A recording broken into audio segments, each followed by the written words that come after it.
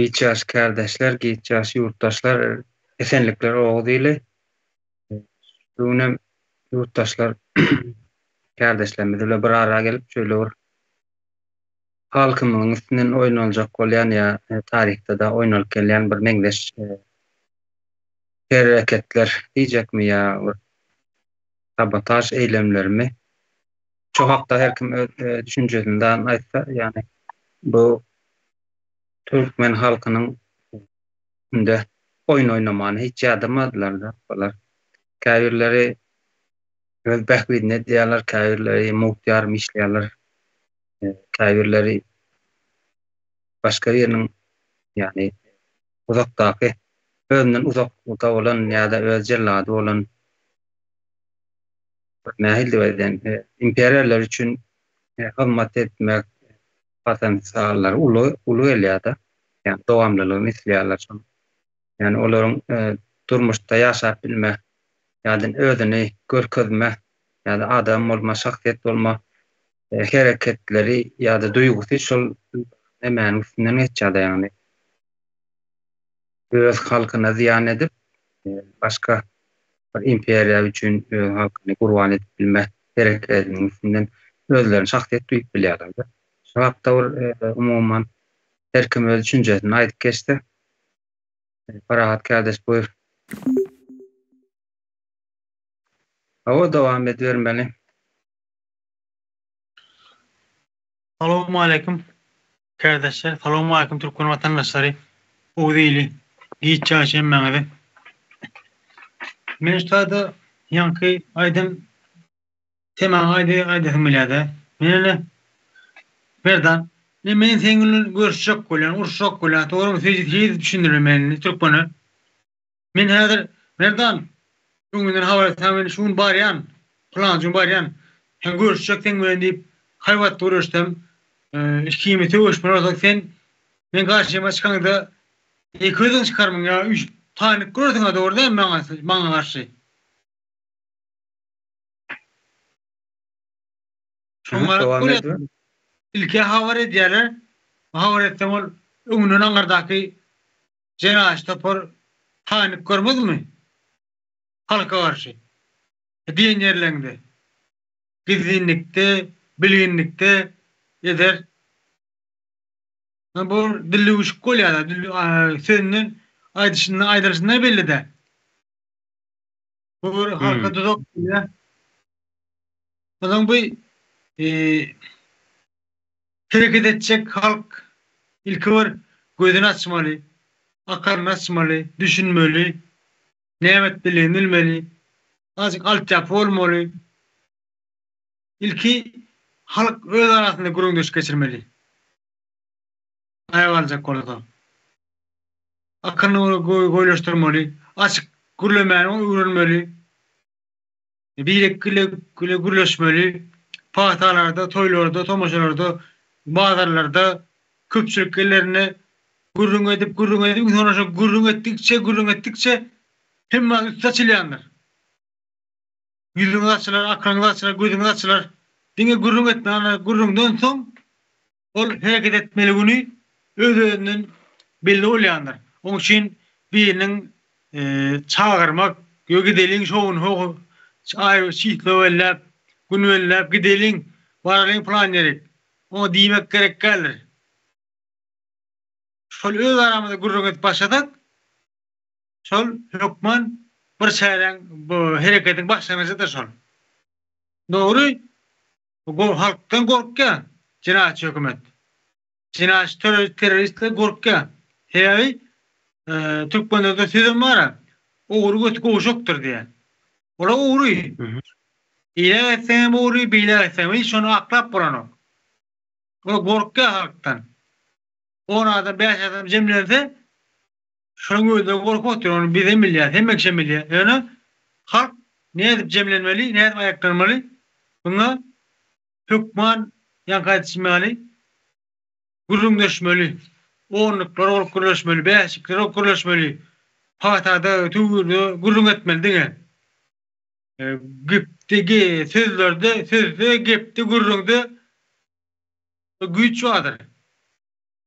gurrun kemşikleri ortaya çıkardın, çözümü taplayanlar. Maksat kemşikleri ortaya çıkarmaktır. Halk öz arasında ne etsen ne korkar diyorsan özü sen aytmana gerek gel.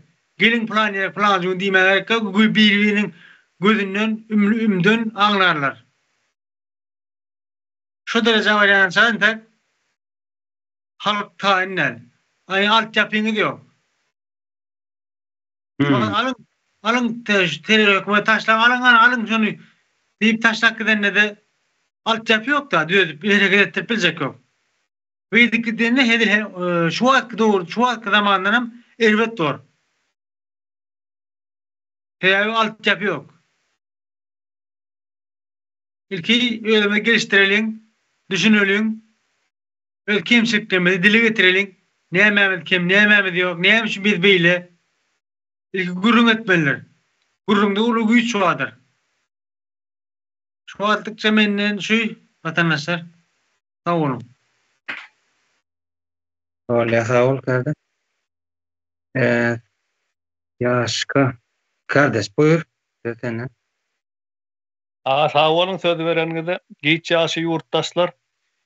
Şu provokasiya oyunlarını şu vatandaş nämelere yurttaşlarmy yüzleşsin böyle şu provokasiya oyunlarına bir üns verseler, şu provokasiya inanman, provokasiya yollarını gitmeseler.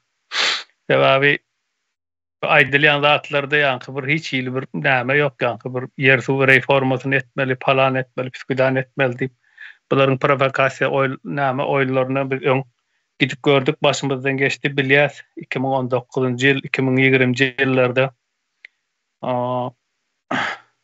şoň üçin şu provokasiya oyunlaryna ýol bermeli, her kim özü düşünmeli, halkymyzyň özüçe analiz etmeli, oturup pikirlenmeli.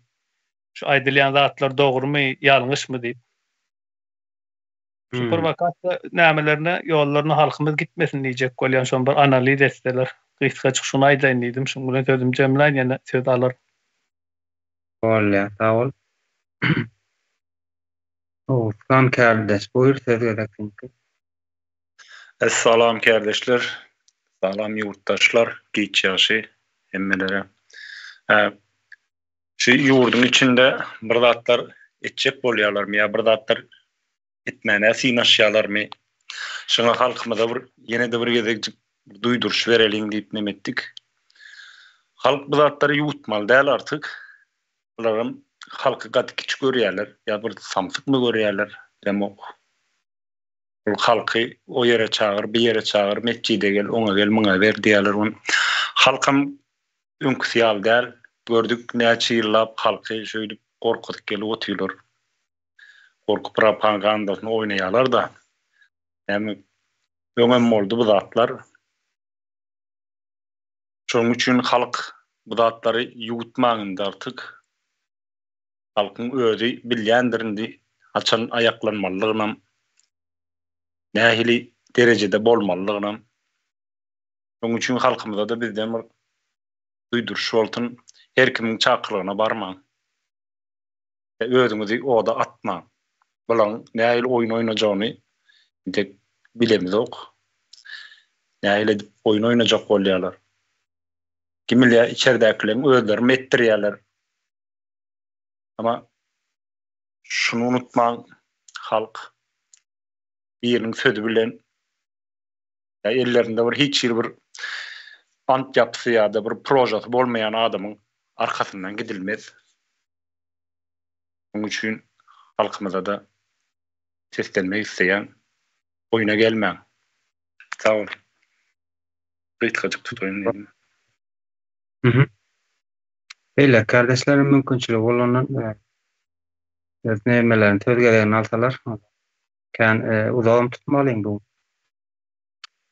malumat vermeni Mehmet Arslan kardeş buyur. Esenlikler kardeşler, illeşler. Sağ olun Mirdan kardeşim söz vereninize.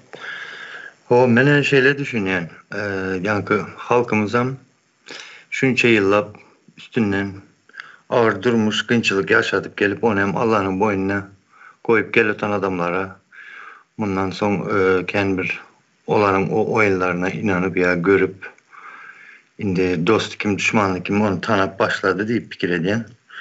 O hem köp yerde görünüp dur da halkam her köçeden geçenin yankı gepine inanıp bir zat edip yören yeri yok. Ben şeyle zatları gören o halkımız ama mekirlik yerleri hem var onu hem açmak gerek. O sessiz oturanla seyredimem oturmalı değil. Ondan sonra yankı bunun yalı tarihi vakalar bizim içimizden geçmeli değildir ildeşler. O tarihi içine girip öz tarihimizi özümüz yazmalıdırız. Şular aydın dedim. Sağ olun. Böyle tamam. Şimdi benim stada az koş geçen şeyle oraya vardı. Daşında ya içine değişli yani daşında bolyan nemeler olaylar divayden bunlar ne üçündür de şu neçerle Türkmen halkının üstünden yani benim sizden deyip oyun oynamanı beseden oklarda ya bunların istekleri başka mı ya elden pultları komanda hükmünde yani pult hükmünde ulanyaların bunlar ya kimin bakvidinde ve nämen bakvidinde öz yurttaşyny gorpay iteklemek isteýärler. Şeýle bir indi ýa-ni şeýle näme istedi Türkmen halkamyny tarih, ýakyn tarihinde öňe ýetirilen diýanlary göz öňünde zanlanýan olmalyda ýani bular Türkmeni halis, bilgisiz, akylsız diýip düşünýärler ol beýle bolmaly däl. Ýakyn tarihden tapaglanmaly adamlaryň ertesinde maglumat çykaryp halka ýar edýän adamlaryň gepine sözüne üns bermeli. Ondan soň getirýän maglumatynyň analizini etmeli ýani many çykarjak bolmaly. Nira ýetipler, näme üçin edilýär, kimiň bahsidi var, halkyň bahsidi bolup bilermi? Yetirilýän maglumatyň içinde ya ýene de Türkmenistanly halkyna ziýan etip bilermi? Şolatlara üns berseler olam hökman bolup biler ýa-ni üns berme. Bu neçele az Türkmen halkyny az oýnamadylar da, ýani öz isleglerine görä hereket ettirmediler. Halkam akyllanan bolmaly. Şeýlere edýär. Arslan Käder, buyur. O bir zat koşup geçin de aklımda baktı. Sağ olun kardeşim. Şu seyredip durlar da halkam mesela rayet diyen söz bir koyun demek, bir hayvan demek yani sürü, bir candar demek de şunu neçe gezek biz suda edip verdik. Hayvan demek şu rayet diyen söz. Ama gece gündüz yani halkın aladasını ya eyle beyle diyen sözler ulanıp halka rayet diğerlerde. Şimdi şu protokolun içindeki sözler bunlar indi bu zatları halkımızdan görüp oturdu. Şunca yıldan beri rayet edip geldiler. Yine de rayet diyen söz ulanladı. Bu sözler kim isteyer? Yani halkı rayetlikten çıkarmazlık kim isteyer? Elbette Rus imperiyası ve ona hizmet edenler isleydi bu. O zatları hem görüp oturdu halkımızdan. Rayetlikten kim çıkarmak istiyor oturan, kimler çıkarmak isteyen yok. Şunu koşun dedim. Ne derece yerliksiz sağ olun. Böyle. Ümit kardeş, buyur. Serdar Bey sağ olun söz vereninize. Benim öz düşüncemi aydıp geçeyim.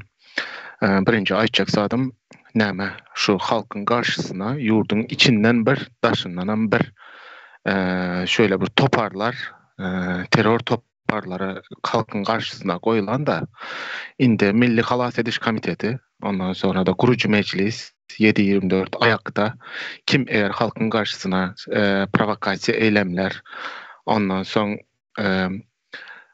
kim sabotaj edýän bolsa hemmesini izarlaya hemmesinin hem sanawyny hökmany alar. Kim eğer halka karşı bir cinayetçilikli iş alıp barýan bolsa bullaryň hem hökmany suratda täze Türkmenistanda jogaplary beriler. Ondan soň aýtjak zadym at vermene gerek yok. Özleri, öz ağızları bilen ayda oturlar. Halkın eylem ya da protest etmeleri meçitler mi? Dilen soral. Ondan sonra da aydiyalar zat spesialini gastinsalarda saklap duran Afganistanla Talibanlar var diýerler. Indi ben şu ikisinin arasında bağlanış getirip bilýände, yani şu elinde seccadesi bilen, namazlığı bilen, kellesinde ak takya bilen çıkan adam ondan soň eylem üçün çıksa, şolary eğer şolan arasına Talibanları koşup bıçaklı eylemlere karışsalar, şolara näme üçin soň halkymyza tökmedi atılıp Taliban deyip bilmesinler de Taliban köp devletler tarafından hükümet deyip adlandırılmadı entek. Onlar bir terör toparı. Bunyalı da riskleri var. Halkımız uyanık olsun. Arslan Bey'in dışıyalı bizim halkımız zeki, uyanık. Ama nämet yani özü bilýär. Sağ olun sözlerinize. Böyle. Bayram Ali kardeşim söz almalı mümkünçülüğü varsa ve düşüncelerini açsasan ne mühimdi, tema mıydı? Yapıversem olur yani gururun geçtim. İnternet. Şu tayada yağrak gidimde var, başarak bolup var. Yarın etken kaldım olay öyle olur.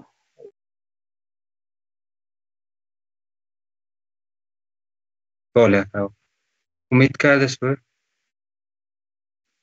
Yine bir zat koşup geçeyin Serdar Bey şu tayda indi halkı ayaklanmağa çağıran sebepleriniz yani bunun iki görünüşü bolup biler öz kellemde. Biri şu hazırki rejimi ayaklanan halkı gırdırmak. İkincisi bunun hiç hili halka peydalı tarafı yok. İkincisi hem zat hazırki cinayetçi oğru hükümet bilen işin izine, oğurluğun izine devam etmek. Hiç hili bir guruluşu olmayan toparlar, munyalı bir provokasiya eylemlerini geçirecek golyalar.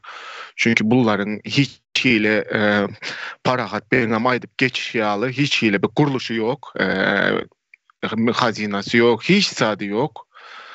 Yani bunlara, bu tiplere yani devlet inanıp bolar mı diyilen sorağım halkımızın kellesinde bolmalı diye ben fikir ediyen sağ olun. Böyle. Kardeşler koşuğunuz var olsa hadi sağlaş versem olacak yurttaşlar.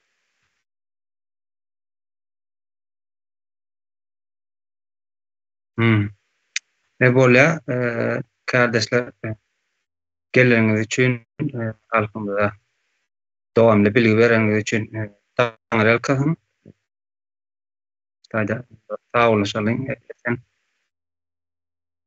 Liktilalim, o değil nefenlik dilalim.